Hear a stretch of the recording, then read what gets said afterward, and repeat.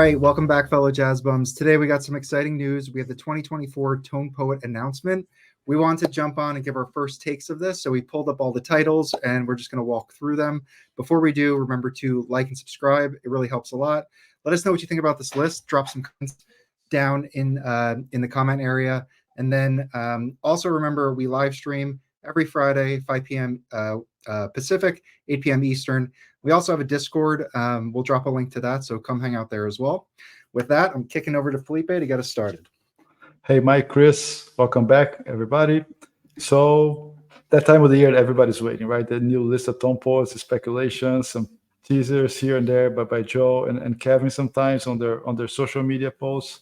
And here we are again. Just dropped this morning.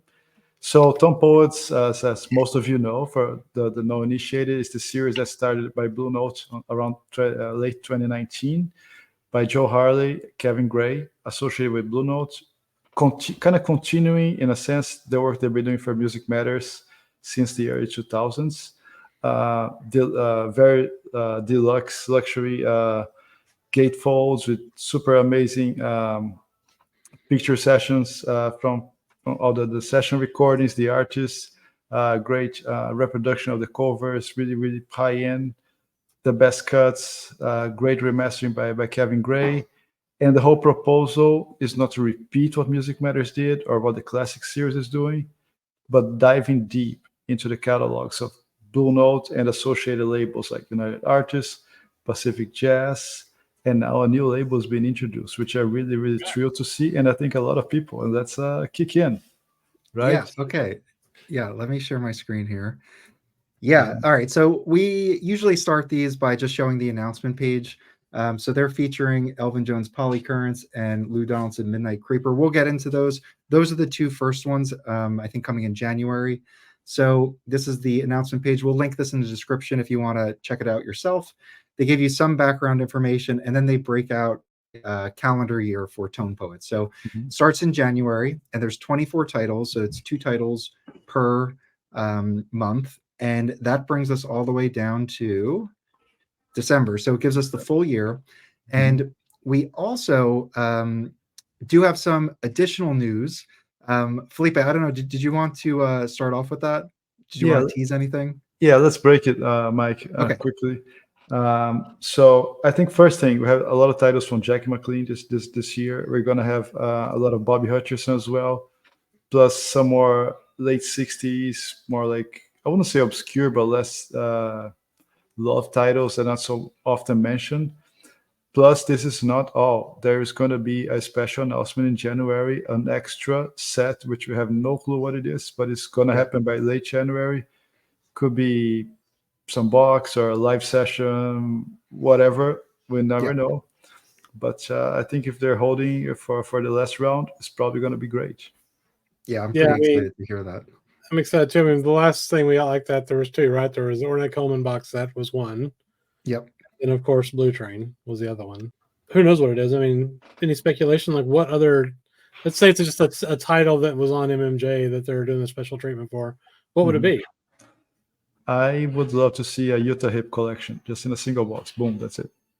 That would be amazing. Very obscure. That would be amazing. I would like to see a Sonny Rollins box. I know Music Matters did Nuke's Time, but perhaps they'll revisit it as like a set. I think there's Volume 1, 2, Nuke's Time, and then Village Vanguard. It could also be like an extended Sonny Rollins Village Vanguard session. I think there is a twofer of that that goes beyond the regular 1500 release. So I would love to see some Sonny Rollins. Chris? I mean, I don't know. Just try to think of like other giant titles like Blue Train. And I don't know, like Monin comes to mind, I guess. But, I don't know. It's either going to be some giant title they've already done into the MMJ or some box, right? I mean, I don't know what else it would be. There is there's an Elvin Jones live at the Lighthouse. They could explore that. But it could be a number of things. So it's pretty exciting. And we got the source, Felipe. What was your source of this information? Was Joe Harley himself. So that's hot. That's hot. Hot news right there. Yeah. So we're all waiting for that. Okay, should we jump into it? Let's do it. All right, so our first title here is Midnight Creeper. This is a Lou Donaldson record from 1968. We'll look at the personnel. So Lou Donaldson, Blue Mitchell, Lonnie Smith on organ, George Benson on guitar. I think George Benson comes up a couple times in these releases. And then Idris Muhammad on drums. So do you guys have this title, and are you excited about it? I do not have, but I know the music. It's very like soul infused. You know, I think it's the late 60s tone that those guys were departing to. And I think it was really good. I like the mood on this record. Lonnie Smith makes a lot of difference. I think it's great. It's a really good title, and people should definitely check it out. Yeah, I'm actually really excited for this one just because it's got Vincent in it, and who else was in there? Can you scroll back down real quick? Yeah, it was Blue Mitchell and Idris Muhammad, and then Lonnie Smith on organ. Yeah, Dr. so Lonnie Smith. That's going to be kick-ass. Yeah. Lonnie Smith on I had a organ. chance to buy an original like a couple months ago, but I passed on it just because of price. Yeah, so I'm in on this one for sure. Yeah, cool. That's a great record. All right, let's keep moving on.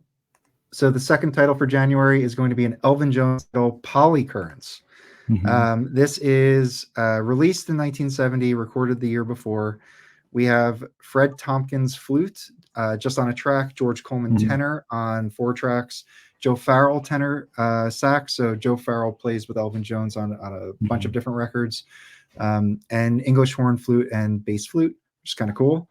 And Pepper Adams baritone, Wilbur Little bass, and Candido on congas. Yeah.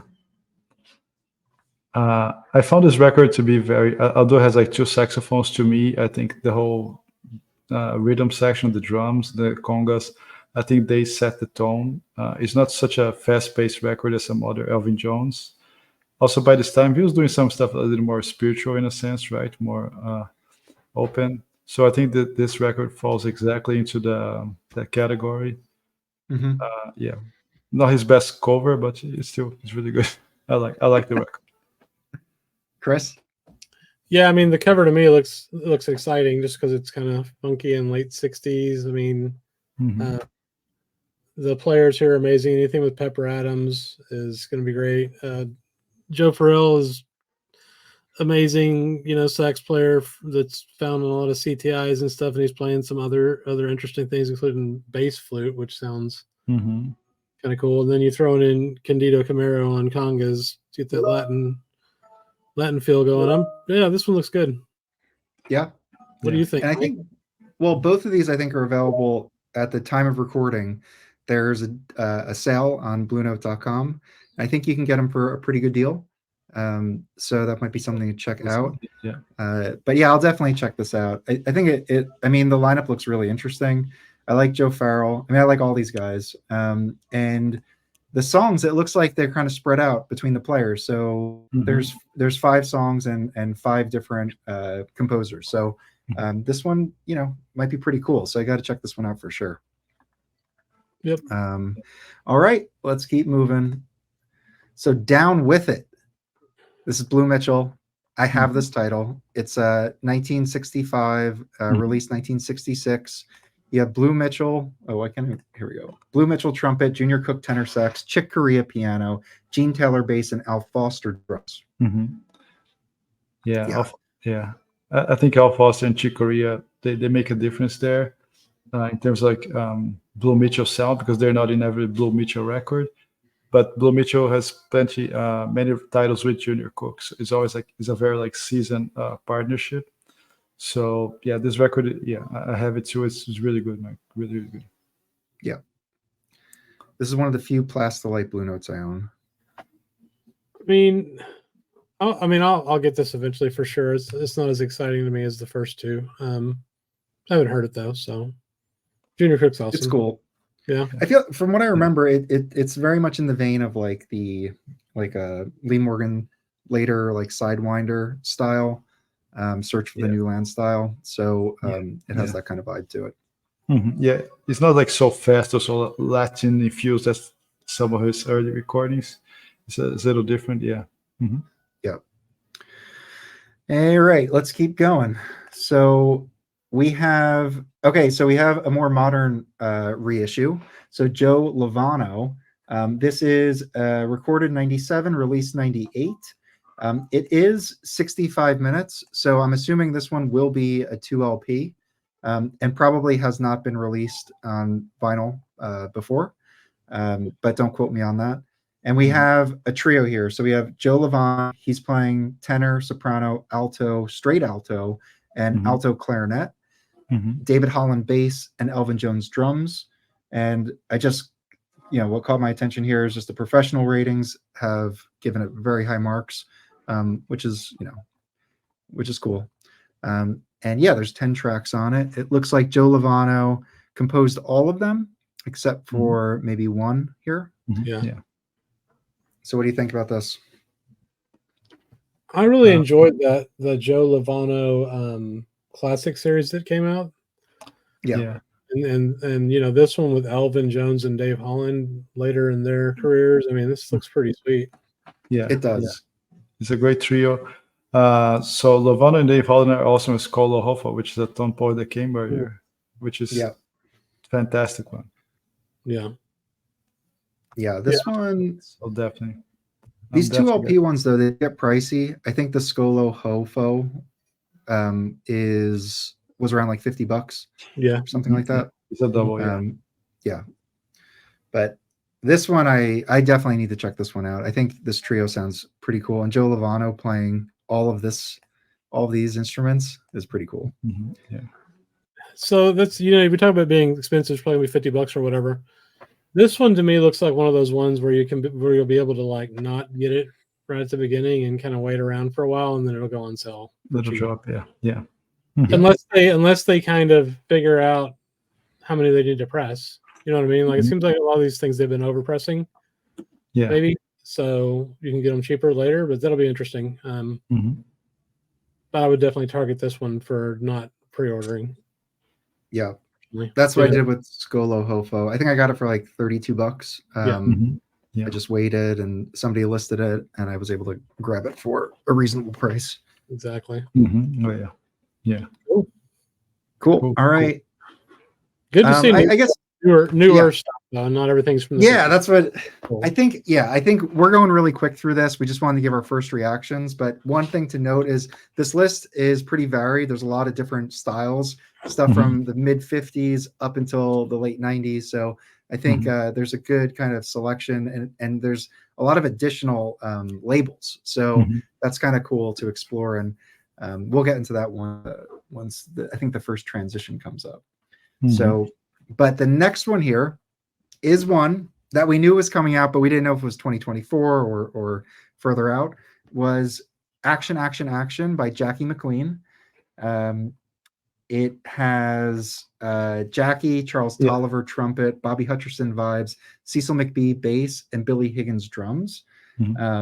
So what do we think? Oh, and it's from 1964, released in 67 originally. Yeah. That's terrific. What else, right? It's really well recorded. I like the sound of this record, the music there.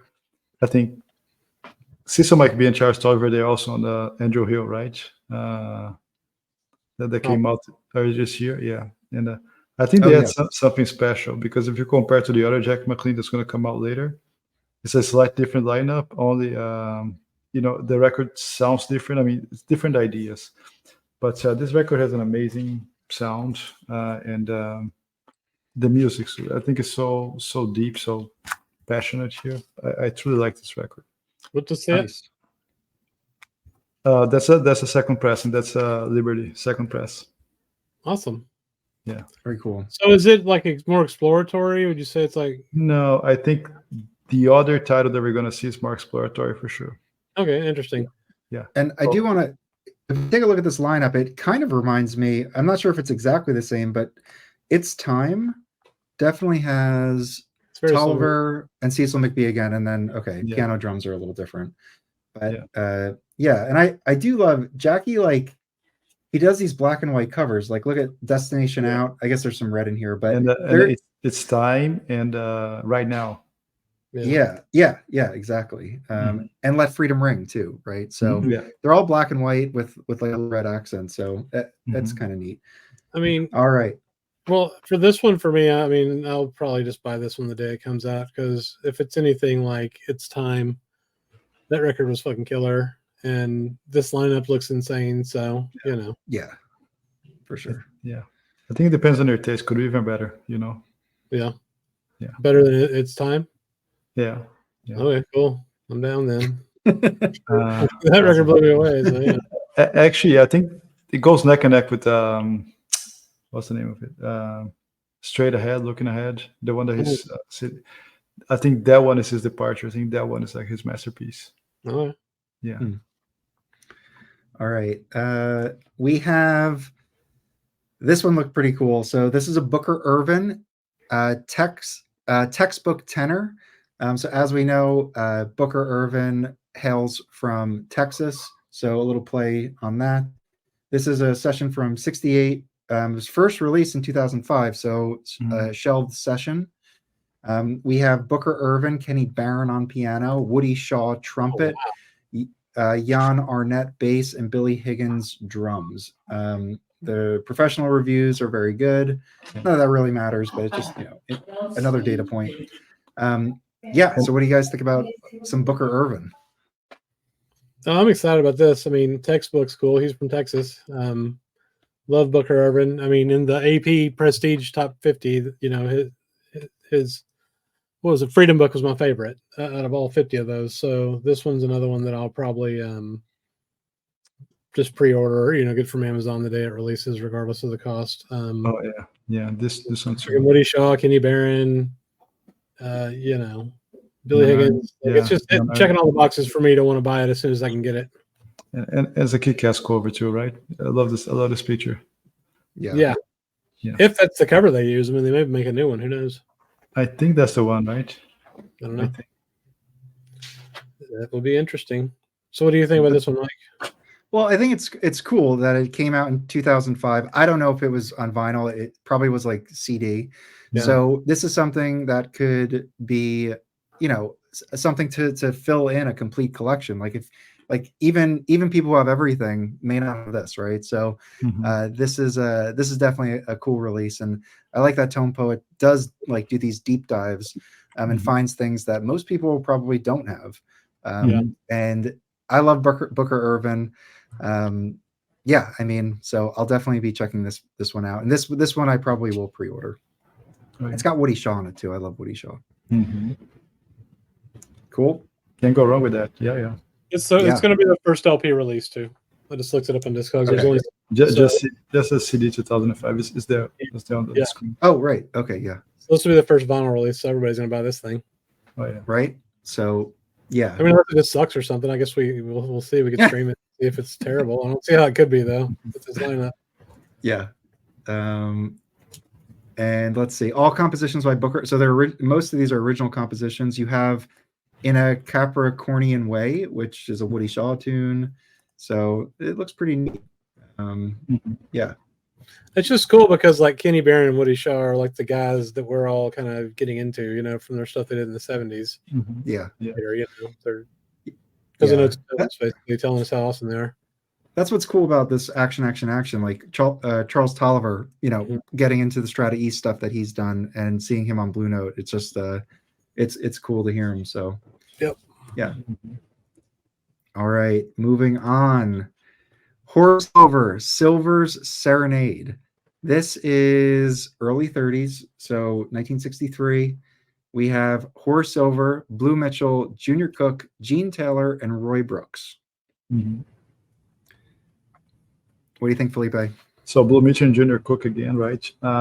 This record is special to me. It was my very first Plastilite, my very first OG that I bought. I think the music here is really, really good. I like it. I think Blue Mitchell and Junior Cook again, they had a really nice mix with Horace Silver here because their rhythm, their pace. I think they match each other really, really well. I think it's a no-brainer too. The OG is not so expensive, but the Tone Poet is likely going to sound better. I want to see in the stereo too because this is a mono. Yeah, I've got an OG-ish. I don't know if it's an OG or not, but when did this come out? In 63. So I think I've got a Liberty pressing of it, but it's one of my, I don't know if it's my favorite Horace Silver, but it's up there from the ones I have. Like, I'll reach for this one probably more than some of the other standard ones that everybody thinks of. You're talking about Horace Silver's catalog. So I'll need to see what kind of shape mine's in. I can't remember if it's beat up or not, but if it is, then I'm definitely getting the Tone Poet. Yep. And having Roy Brooks is kind of a special treat too. Yeah. And I don't know if this is considered a classic Horace Silver quintet, but Blue Mitchell and Junior Cook and Horace Silver have definitely played on a lot of records together. And I'm not sure if Gene Taylor and Roy Brooks rounded out on those records as well, but this is a pretty tight group right here. Can you click on Songs from My Father real quick just to see if there's a difference in the lineup? They're definitely Songs from My Father. I think has a lot. Yeah, it has Carmel Jones on it. It's like a few different sessions. Well, the Tokyo was the same. Yeah, look at that. So that's fun. So looks like Joe. They swapped in Joe Harris here, and actually, let me see doing the thing. Yeah, so Blue Mitchell, Junior Cook again, Gene Taylor, Roy Brooks. So this is one of the like classic Horace Silver quintets. Yep. Cool. All right. So I mean, like I said, what do you think, Mike? Are you going to pre-order that one, or? I do like this record. I've sampled it before. I don't know if I'll pre-order this. Some of these records I also like to seek out maybe earlier pressings if possible. So I don't know what I'll do with this. But yeah, I'll have to make a decision. I probably will not pre-order it though. Yeah.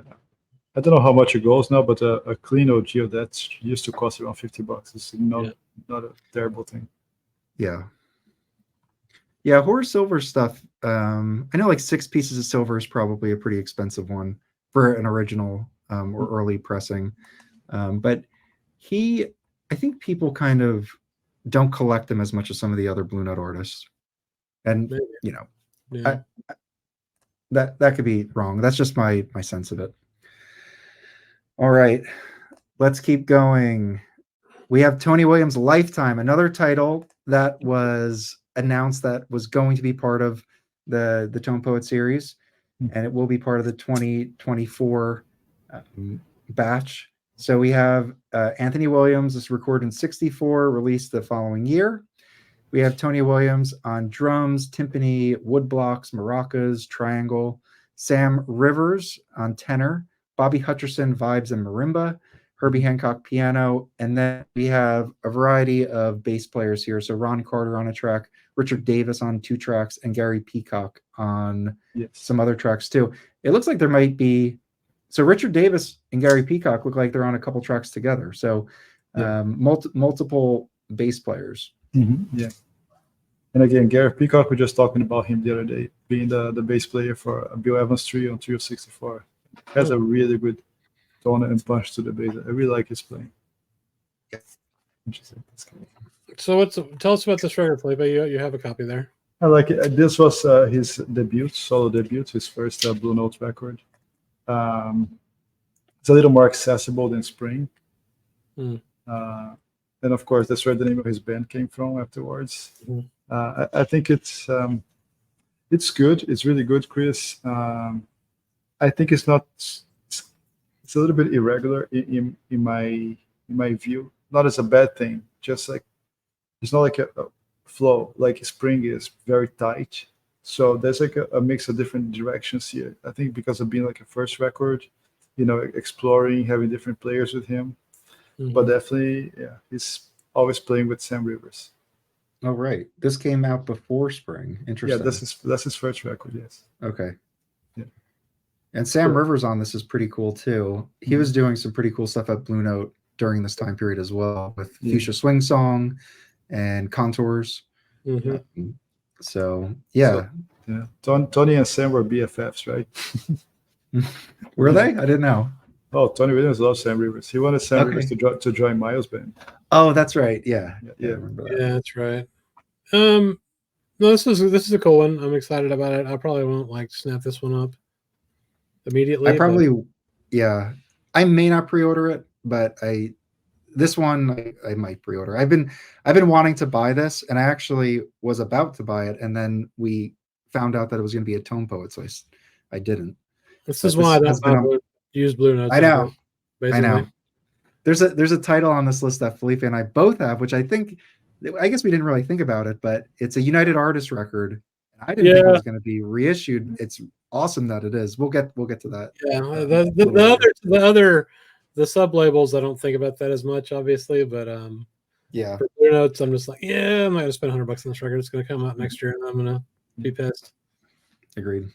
We got okay. So now we have our first non-Blue Note label. This is Transition. Before we get into it, I think Transition may be relatively new to some of the collectors out there. Felipe, did you want to give a little bit of a background on what this label is, where it came from, and yeah. Yes, Mike. So Transition Records is probably the first label to be like fully independent. The founder was producer Tom Wilson, Cambridge, Massachusetts, in '55. He was really proud of being independent and not working for a big label. And he was a really he was like a scholar, really well studied guy.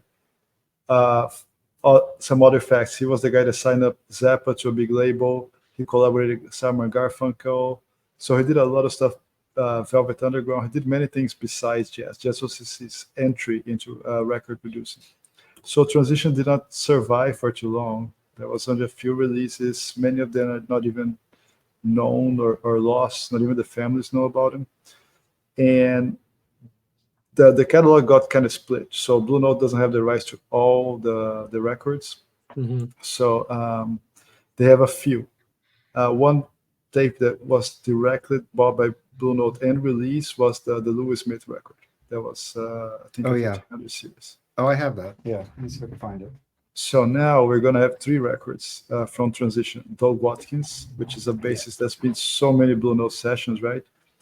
And 2 Donald Byrds, which I think is quite exciting. The Donald Byrd records are pretty much Jazz Messenger records under David Byrd. They have Joe Gordon on it too, right? Yeah. So that, if you watch the channel, Joe Gordon, who was not on that many records, but he does come up a lot because he's on such good sessions. Namely the Shelly Man Live at the Black Hawk. He has a lead record with on Contemporary, I forget the name of it, and he plays with a saxophone on Contemporary. I forget his name now, but his records are really hard to get too. But I did want to mention, Felipe, you mentioned the Louis Smith. So this was a Transition session. Blue Note bought Transition and put this out as a Blue Note. It's 1584. So if you listen to it, I mean, it's a great record, and it has, but it has like a different kind of sound than some of the other Blue Notes. So you may notice that, but I mean, it's still fantastic. And then also on this, you have Buckshot LaFunk, who is Cannonball Adderley.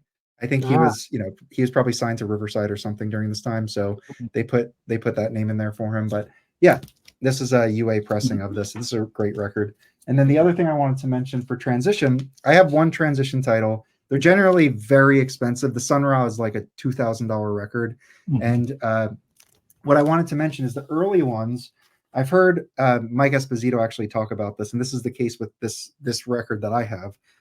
These were pressed on polystyrene. So a lot of times the labels fall off and they're very noisy. So even if you collect the early ones and you can afford that, the sound quality may not be great, even if the record looks clean. So the fact that they're getting this audiophile, coherent audio, remaster and pressed at RTI, I think is going to do these sessions justice like we've never heard before. There are Japanese reissues, so those might sound okay as well, but it is remarkable. And I think one last detail for the Tone Poets, which I think makes it even more special. Those guys, just like Vinyl Me Please, they would come with like small booklets, right? Yes. Yeah. So they were able to locate originals because they're super hard to find. They made facsimiles, they restored, and the booklets will be included with the Transition titles. Yeah, our good friend Bill BA told us about that, right? Wasn't he part of? Yeah. So 2 guys. So Bill was part of it. Another collector that's in many other groups there we see. I think Don Lai, he's in California, which is one of the biggest collectors I see. He has like everything impeccable. And he's the one that had it, I think, if not all, a few of them. So he was able to provide, and Bill worked on that as well. So I think they're going to be even acknowledging the liner notes. That's right. Oh, that's right. yeah. Yeah. Ah, Super that's cool. awesome. That's super cool. So That'll be yeah, super exciting. So with that, let's take a look at the first transition title. So I think, right off the bat, I'm definitely pre-ordering all the transitions. Yep. I'm not waiting. I want them all. Oh, and one last thing actually with transition. Felipe, you mentioned that there weren't that many titles. If you actually go and look at how many titles there are, this is it right here. So there are maybe a couple dozen, less than that. And there's some gems in here. So we have Donald Byrd, Cecil Taylor, Lucky Thompson. This actually was re-released as a Xanadu record. I think you can get it for pretty cheap, actually. Lucky Strikes. And I think his first sessions were actually like folk music or whatever. There are many of the records that were totally lost. Totally lost. Yeah. So anyway, so there's not that many. So maybe there's more coming, but it's such. I was so happy to hear that he was putting these out. Oh yeah, and last great story, Mike. Transition was the first label to record Sun Ra and Cecil Taylor. Oh wow, that's amazing. Yeah, that's amazing. Well, who's on this one? Okay, all right. So this is a 1955 session, December. So released in '56, recorded Harvard Square, Cambridge, Massachusetts. I think basically this Tom Wilson, he graduated, I assume, somewhere in Boston or Cambridge, and then he set up his label up there afterwards, and that's why it's up in Harvard Square.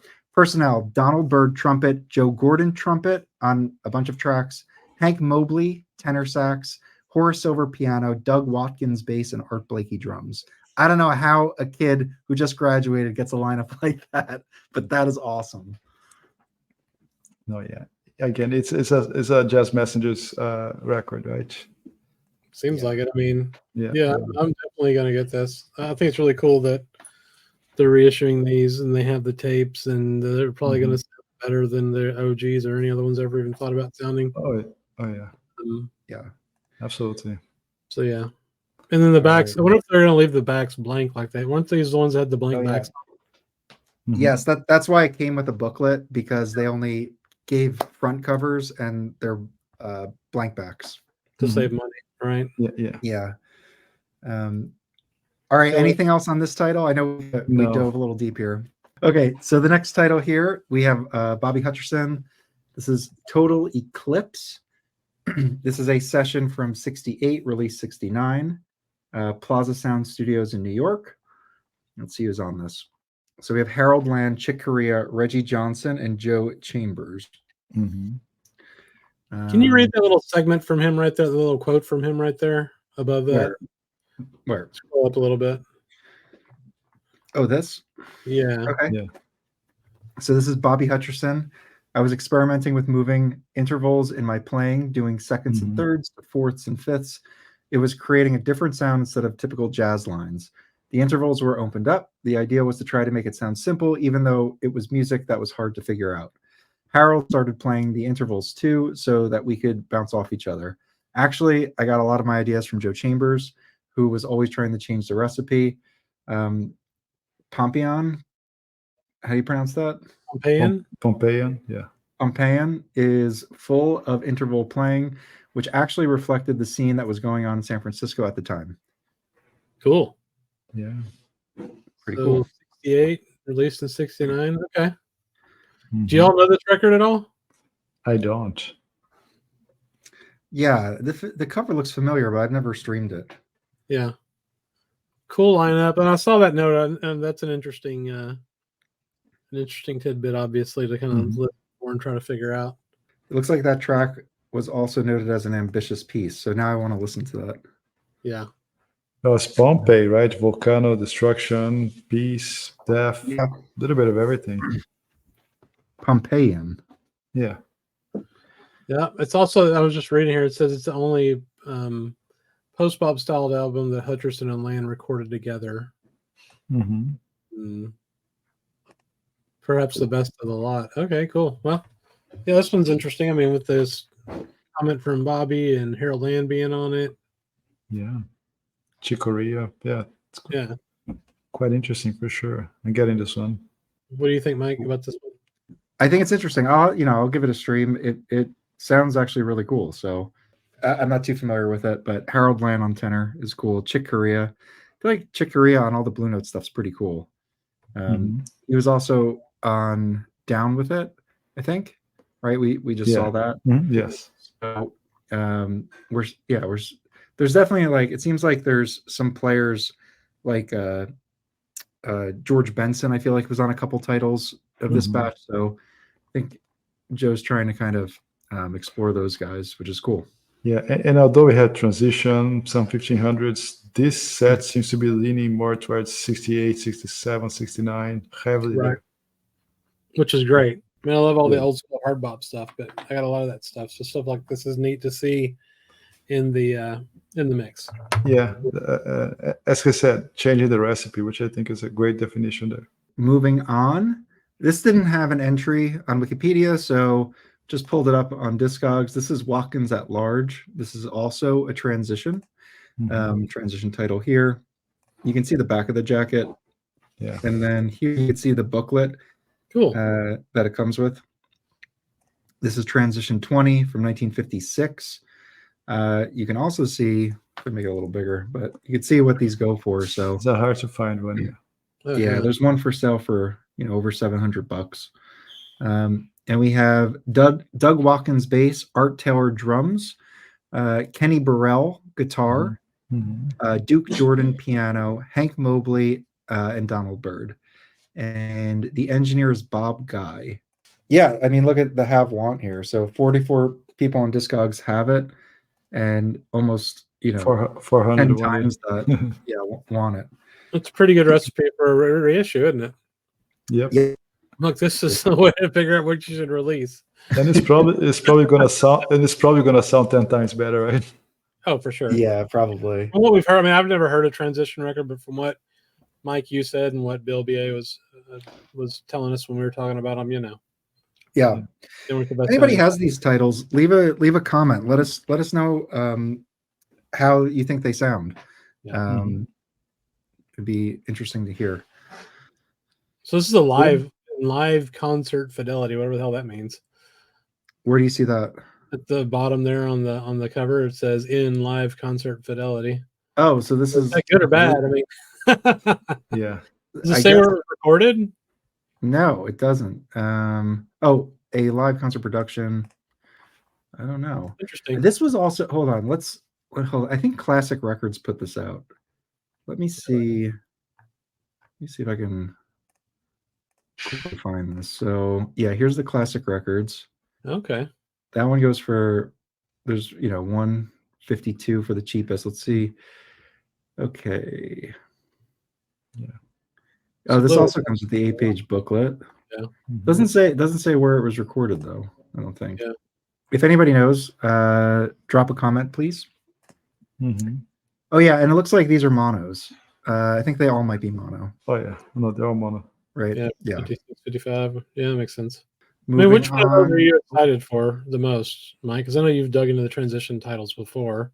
Well, of these three, I mean, I'm equally excited for all of them, honestly. Okay. I was hoping they did. I mean, there's a Cecil Taylor one that's really good. I was honestly up for any of them. I mean, there's a few. There's like half the catalog I'm not interested in, but the ones I am interested in, like any of them would have been cool to do. Yeah, nice. So I'll get all three of them for sure. Nice. I hope he does more. All right. We also have a non-Blue Note entry with another Pacific Jazz. So this is Into Something, Kenny Dorham and Jackie McLean. This is a 1961 session. Released in 62. It was recorded at the Jazz Workshop, live venue in San Francisco. And you have Walter Bishop Jr., Leroy Vinegar, and Doug Taylor. Yep. So, and then Jackie and Kenny Dorham. So this is a cool record. I've streamed this. I've almost bought this a couple of times. It's usually like for a good price, it's around like $70. So it's not cheap, but it's great that he's going to release it. I think I'd love to see what Kevin does with it. Yeah. I mean, this record is kind of in the transitional period for McLean, going to more open, explore new directions, as in those black and white covers as we're talking about. So I think it's a great example of that. And Kenny Dorham, he was, one of his last few recordings, right? The 62, no. He had still a few more on Blue Note. Yeah. Being Trompeta Toccata, the last one. So this would being in 61, this is probably right before the Bossa Nova craze that he got caught up in, right? Yeah. I think it's cool. I mean, this is a Pacific jazz I'm interested in. We talked last week, we had a live stream about some of the Pacific jazz stuff they've done. Is not as interesting to me, but I mean, except for obviously my favorite tone poet is on Pacific jazz. But yeah, this one looks neat. I like live recordings too, because I like hearing a working band that's been playing together and that feeling of the club and all that stuff that we really have no other way to experience. Yeah. I just wonder if this one's going to come as stereo or mono. Let's see. I think there is stereo tapes from what I remember, and the cover has like a stereo strip at the top. But I do like collecting the Pacific jazz titles he's done. I don't have them all. They're neat. They have a nice sound. They have a nice sound signature. I like it. Cool. So, are you guys pre-ordering this? Oh yeah. I'll let it pre-order it. I'll wait till I don't know. Yeah, exactly. Yeah, I think pre-orders. Yeah, it's I know less and less used these days. Yeah. But I do really want this. I will purchase this at some point for sure, pre-order or not. I will the transition titles. I am going to pre-order. This next one here is Bird Blows on Beacon Hill. So this is from 56, released in 57. This is another transition title. So this is the third one of the batch for for next year. And it's a quartet. So you got Donald Byrd, and then you have Ray Santizzi on piano, Doug Watkins bass, and Jimmy Zatano on drums. Yeah, they're doing a bunch of standards here, it looks like. Yeah. The reception here, while this date may not be of interest to Bird's soul jazz fans, it will no doubt enlighten those who are partial to Bird's early Blue Note material. Now, is this another live session? Yes, it's recorded at the house. It says there. Okay. Steve Fassett's home on Beacon Hill in Boston in 1956. Interesting. Oh, right. Yeah. Okay. Cool. Oh yeah. That's interesting. Who's Steve Fassett? Scotch magnetic tape. Okay. Well. Probably. Looks like so it was a recording engineer. Got it. Okay, that makes sense.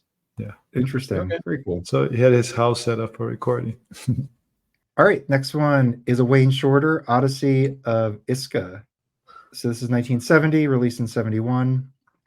We got a sextet with Shorter, Gene Botticini, Ron Carter and Cecil McBee, Billy Hart and Alphonse Mouzon, Frank Cuomo and David Freeman on vibes. So yeah, this is a fine example of early 70s Wayne Shorter sound, being more open, more again exploratory in a sense, more, I want to say freer, but not too much. I think it's a more diverse sounding. It kind of goes a little off traditional what you expect from the hard bop musician, even like his Miles work. And I think this title was the one that Joe mentioned during our interview, right? When he thought, I think it was the first time he mentioned this one. Yeah, I think we did know that this was coming out. Yeah, that's right, Felipe. I remember. And it's named after Iska, who is Wayne Shorter's daughter. Yeah. And I believe she passed away tragically at a young age. But I think this was put out before that happened. Yeah. It's interesting. It says there, Shorter saxophone is the only horn, guitar instead of keyboards, 2 double bass players, and various percussion instruments, including marimba and vibraphone. So that's interesting instrumentation, right? And if you think about it, it's just the opposite of Headhunters, keyboards instead of guitars, right? Yeah, exactly. Oh, look at that! The Frank Cuomo is the father of Rivers Cuomo from Weezer. That's cool. I didn't realize that. Very cool. Yeah, this is exciting. This is one of the ones I'm most excited about. I love getting Awesome. these later Wayne Yeah. Shorter releases for sure. Yeah, it's a cover too. Yeah. Also, good luck if you find an OG with no ring wear, right? So that's an Yeah. even better motivation. I bet. Yeah. Yeah. Oh yeah. Again, it's a Cool. later title. It's not standard hard bop stuff. So this is neat to see these variations. Yeah. Yeah. I'll definitely be picking this one up. Mhm. All right. So I think we're about halfway through. We're just over halfway through. So the next title is going to be a Lee Morgan. This is Taru, which is a 68 session released 1980, as you can see on the BNLT series. It has Lee Morgan, Benny Maupin, John Hicks piano, George Benson guitar, Reggie Workman, and Billy Higgins.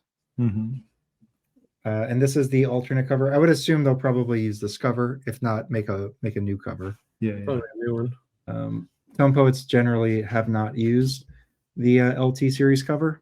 No, terrible. Yeah. It is a good session. It's not like a brilliant session. It's a typical Lee Morgan, late 60s. He was trying to find his new sound, going to all the 60s social turbulence, plus getting aligned with the new type of music that was kind of starting. So I Right. think he was still trying to find his way there, but it's quite an interesting record. I'm excited about this one. I mean, John Hicks being on there is cool. George Benson again. Benny Maupin's really cool. I mean, this was recorded about a year before Bitches Brew. So, yeah. The note there from Scott Yanow saying that he was, kind of doing some exploration and it's fiery. Sounds really cool too. Have you heard this record, Felipe?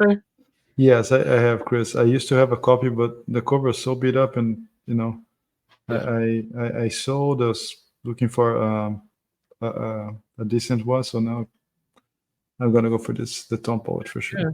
Yeah. The next one is another LT series, so it looks like we're really diving into the LT series on a few of these titles for 2024. This is Bobby Hutcherson, Medina, and we have Bobby Hutcherson with Harold Land, Stanley Cowell, Reggie Workman, and Joe Chambers. And this is the alt CD cover here, which I assume is the one they'll use. Yeah, it's a cool cover.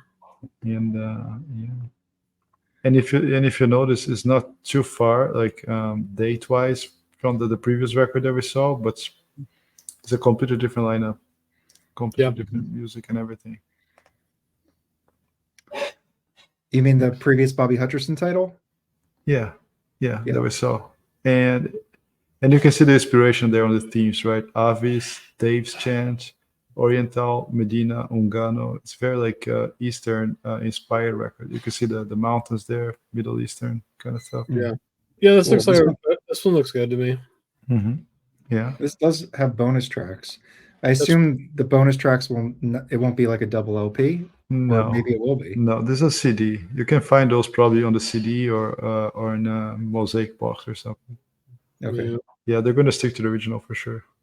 This next one is Good Friday Blues. I've seen people post this online on the Facebook groups before and have really said it's an excellent session. So this is another Pacific Jazz record. Jim Hall guitar, Red Mitchell bass, Red Kelly, assuming drums. Oh no, Red Kelly bass. And Red Mitchell piano, but I know him as a bass player. I mean, I guess he's playing piano here. What do we think about this one? I'm going to give this one a stream before I buy it, probably. Yeah, I'll buy it, but I'm not planning to jump on it right away. But I think the cover is amazing, right? Yeah, for sure. The Modest Trio, the three birds, kind of Martin Blue, super nice. Yeah. Now it looks like I'm gonna wait till it has a modest price to buy this one, probably.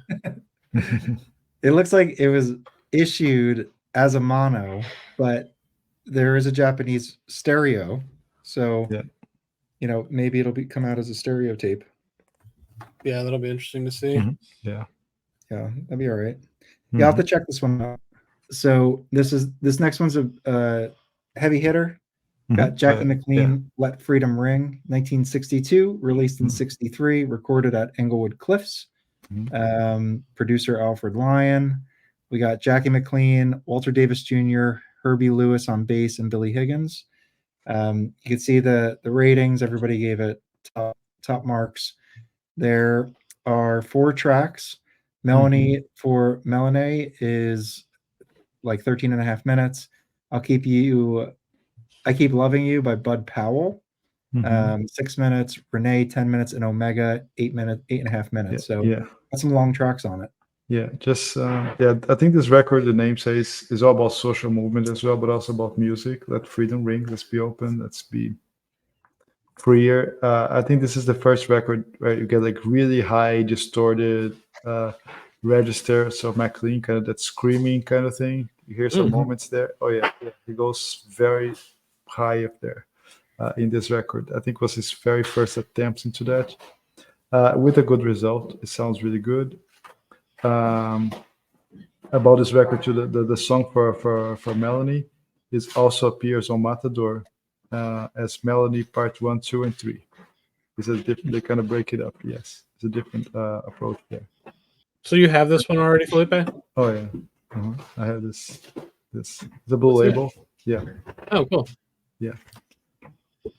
When I first heard it like 2 years ago, I was like, dude, what's that? Really? And then you kind of get the idea. Yeah, they have some really high register there. Yeah, so like really, really good screaming. You see. That's exciting. We saw Down With It. On that has March for Selma. This is Jackie McLean, Let Freedom Ring. So early 60s Blue Note, obviously making, civil rights political statements, which is something of note. So we're getting at least 2 titles that really are explicitly political so I think that's pretty cool as well. It's very cool. Yeah. I mean, I'm super excited for this record. Of course, I love Jackie, so this will be a top priority for me for sure. Yeah. Yeah, this is Blue Mitchell. So Blue Mitchell. Yeah, he has March on Selma here. Definitely more into the Jackie record than that one, I think. Yeah, I think very different styles. I do have a copy of this. I have the jacket behind me, but it's a Liberty. Sounds really good. So I'll probably skip it just because this one's fine for me. Yeah. Cool. Well, Yeah. I'll buy it. Y'all already have it. All right. This one's pretty cool. This is a United Artists. So Blue Note has access to the United Artists catalog. They put out Money Jungle. That is a United Artists session. And this is also one. So this is Booker Little 4 and Max Roach. Also released as Defiant Ones. I don't know it as that. I do have this record, and Felipe also has a copy. It is a great record, and let's take a look at the lineup. So it looks like it's a couple different sessions. So first 6 tracks are Booker Little trumpet, George Coleman tenor, Tommy Flanagan Art Davis bass, Max Roach drums, and then these are CD, yeah, this is CD only. So but that looks pretty cool. Lewis Smith on trumpet as well. Phineas Newborn piano. We're not getting that though, man. Well, we're getting the first 6. So So they start off with Milestones, the Miles Davis song. I don't know why it's attributed to John Lewis here. I guess he wrote it. So Sweet and Lovely, Rounder's Mood, Dungeon Waltz, Jules Tempo, Moonlight Becomes You, Things Ain't What They Used to Be, and Blue and Boogie. It was last year on that CD, I guess. So y'all both have this. What do you think about it? What do you think, Mike? It's great. I think Booker Little and Max Roach, killer combo. I got this this is a relatively expensive record. It's a label promo. And I got it because the cover is heavily, you can't really see it too well here, but it's heavily water damaged. So I got it for a discounted price. It is a clean copy. I got to give it a listen, see if it's worth upgrading, right, or not. This is the mono. I think this is late 50s, so there might be a stereo copy too. Okay. Oh, okay. It looks like there is a stereo tape. So Hopefully it'll come out in stereo. That could be kind of cool. Yeah. What do you think about this record, Felipe? I like it. I really like it, Chris. I think it was a great pick. I never saw that coming as a Tom Poet. Never. I actually got this record during Record Store Day back in April at my shop. They put it on the wall, and but I immediately saw and grabbed it. I didn't even care about Record Store Day. Yeah. What else they were having there? Yeah. Check out the stereo band at the top. That's pretty wild. That's pretty cool. Oh, I yeah. like that. I hope they do the stereo. That'd be cool. Agreed. I mean, whichever tape sounds better is one they probably would use. But yeah, I'll definitely. This is Tommy Flanagan as well in this one. Yeah, when I bought it earlier, it was pretty cheaper than that. It's going high in price, this record. So another good reason to grab a Tom Poet. Exactly. Yeah. All right, we have Kofi by Donald Byrd. I was in a record shop last weekend, and a woman came in and asked for this record. She was like, Really? it was a used record shop, and she was looking for it. Okay. I never even knew about it until that, and now a week later it's coming out. So Nice. definitely need to check this out. This is looks like multiple sessions from 69 and 70, released for the first time in 95. It looks like it was released as an LP, so a little over a half hour. Yeah. And we got a big group here. So Donald Byrd trumpet, William Campbell trombone, Frank Foster tenor sax, Lou Takenbacken Tobacco, yeah. tenor and flute, Duke Pearson electric piano, Wally Richardson guitar, Ron Carter bass, Bob Cranshaw, Ertu Moreria drums and percussion, Mickey Roker drums, and Damu Ramayo on percussion as well. So a big drum and percussion section. Yeah, it looks pretty cool. So what do you guys think about this? Are you guys familiar with this record? I'm not familiar with it at all, but I'll be getting. I love Lou Tobacco. He's one of my favorite players. So Yeah. Great lineup. Frank Foster. 1969, 70. It's probably gonna be a little fun, stuff like that.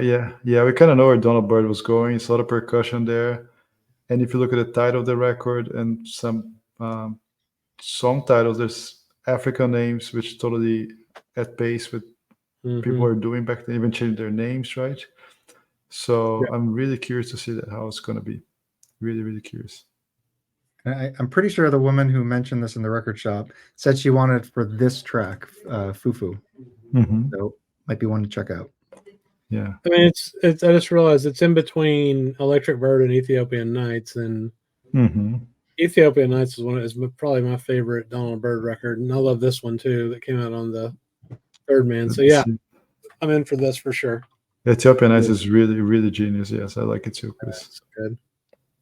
Very cool. It's got Frank Foster and Lou Tobacco on it too. Interesting. All right, so I think the next title is going to be November. Okay. This one I probably will pre-order. This is one of the ones I'm most excited about. This is a Clifford Jordan. What is it? It's like 1565, I think. Yeah, 1565. Yeah. I was streaming this earlier today. The solos are fantastic. Clifford Jordan tenor, Lee Morgan trumpet, Curtis Fuller trombone, John Jenkins alto, Ray Bryant piano, Paul Chambers bass, and Art Taylor drums. Yeah, it's a great album. Really difficult to get, so I think this was a great choice. Yeah. 1565 is a great title. Deserves a Tom Poet. Looking forward to.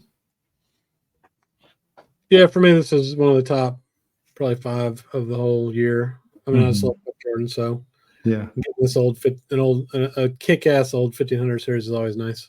Yeah, he has Art Taylor on drums, and I think John Jenkins. There's not many records of John Jenkins. Yep. The John Jenkins Kenny Burrell, I think it's still available Music Matters, so it's not going to be a Tom Poet, and it's terrific sound. Even there are few reissues of the John Jenkins Kenny Burrell. It's a record that people should look for. Then you throw Curtis Fuller on top of it, and it's just like we got a stupid one, man. Curtis Fuller makes everything better every time he's on a record. Yeah. Oh yeah. Yeah, it's a Hackensack, of course, recording. So I'm looking forward to this. This will be great. All right. The next title in November is going to be Bobby Hutcherson Dialogue. Dialogue. This is our third Bobby Hutcherson. Yes. Yeah. So this one is 65, released in 65. Mm-hmm. We got Bobby Hutcherson, Sam Rivers, Freddie Hubbard, Andrew Hill, Richard Davis, Joe Chambers. Pretty fantastic lineup. Yeah, it's a great lineup. This is his first record as a leader. Actually, the kicker was recorded before that, but it was shelved. So this is his first record as a leader. Nice. What do you got there, Felipe? Hey, let's see that. That's a blue label, Chris. That's a Van Gelder blue label. Yeah. How like avant-garde or free jazz would you describe this one? I mean, is it kind of out there? It is a little, but not too much. I think it's a very like tight session. They're not like wasting time, wasting space. Everybody's soloing but contributing. I think it sounds like a very cohesive group, as the name says, like dialogue. So they're kind of talking to each other, complementing. It's not like it's all killer, no filler. It's a great record. It's very nuanced, and I mean Freddie Hubbard with those guys here, I think he gives a really special touch compared to like contraposing to someone like Sam Rivers like on the other side. So I think it's a really good record, beautiful one. I heard some people saying that we should come earlier in the series, but just be patient, right? Yeah. Until like a few months ago, people were like wondering, oh, when's Chet Baker sings? Now it became a commodity. Yeah. Right. For sure. I mean, yeah, that one's back in stock for anybody that doesn't know that missed it last time. Chet Baker sings. Yeah. I think this. I don't remember what else we haven't looked at yet, but so far this is my number one for the whole thing, for sure. Yeah. I've wanted this record for a long time. I knew it would come out eventually, so I haven't bought a copy. So now it's got to wait another year. Shit. It is literally a year away. Dang it. Oh well. Yeah. All right. Okay. Well, we're approaching our last two that were announced. We have a Freddie Roach Good Move.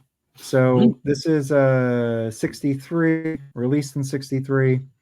Freddie Roach, Blue Mitchell, Hank Mobley, Eddie Wright, and Clarence Johnston on drums.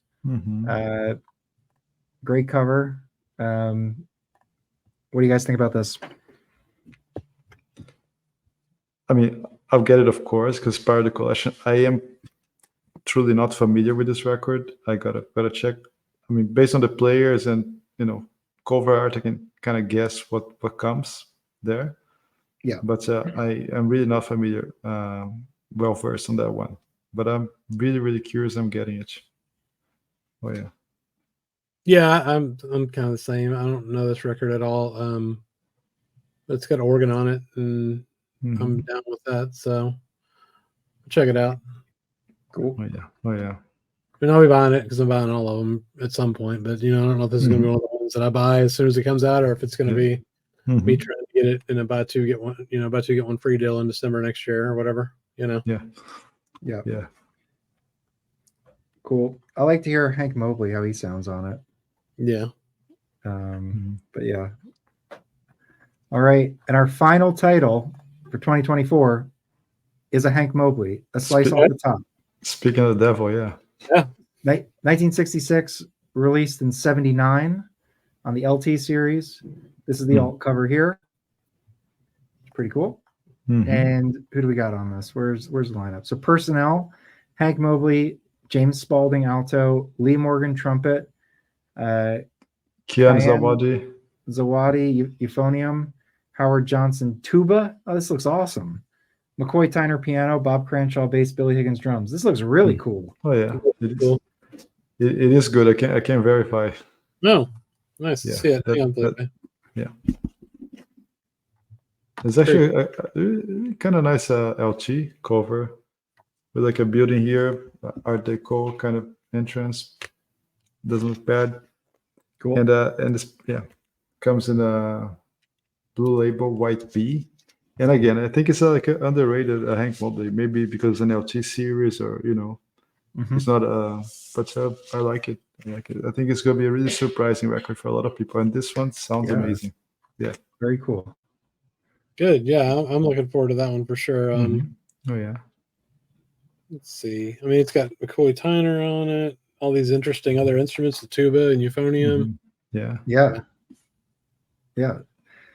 And yeah, Hank Mobley compositions, throughout. So Yeah. very cool. So that's the final release. I did want to show one more thing. Okay. We have the Instagrams.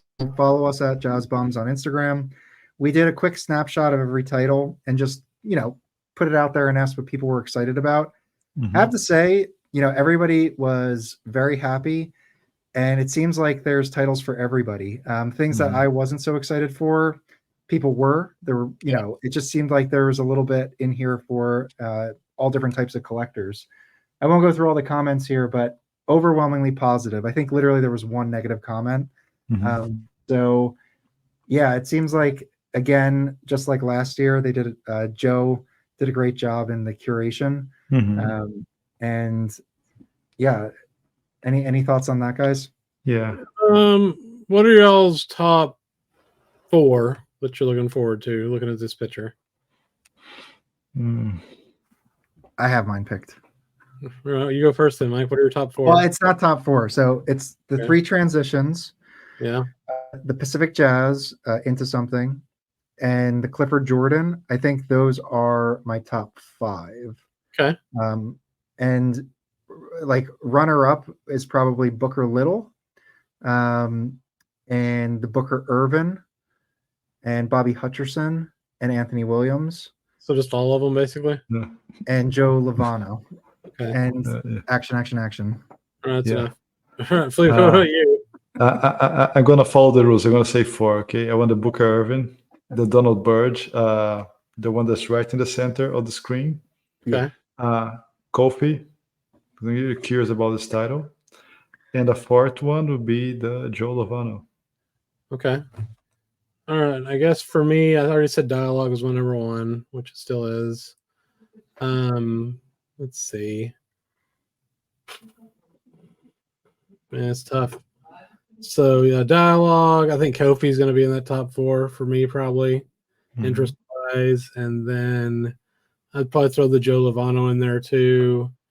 And for number 4, man, I don't know, one of the transition titles, I guess. Yeah. Or Jordan, right? Yeah. Oh yeah. I'm really looking forward to the modern, the Lovano, because it's like modern. Actually, the Wayne Shorter is probably my top 4. So I'm really looking forward to these more modern titles. 90s, 60s. So yeah, it's a really cool this year. Yeah.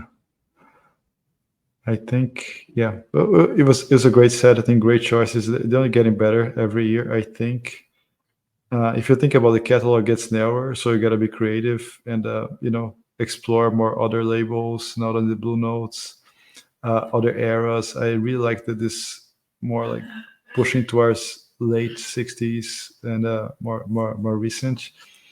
And again, we have like the top notch covers with the top-notch pressing and mastering by Kevin and Joe's curation. I mean, people are okay with like a robot choosing what songs you listen to on streaming, right? And here we have like the best in the business picking titles for us. So it should just like, what else do you want, right? So yeah. Yep. Yeah, you did a great job, in my opinion. Yeah. All right. Well, thanks for hanging in there with us, everybody. Let us know what your favorite titles are. And remember to like and subscribe. And we'll see you guys next time. Thanks, everybody. Thank you.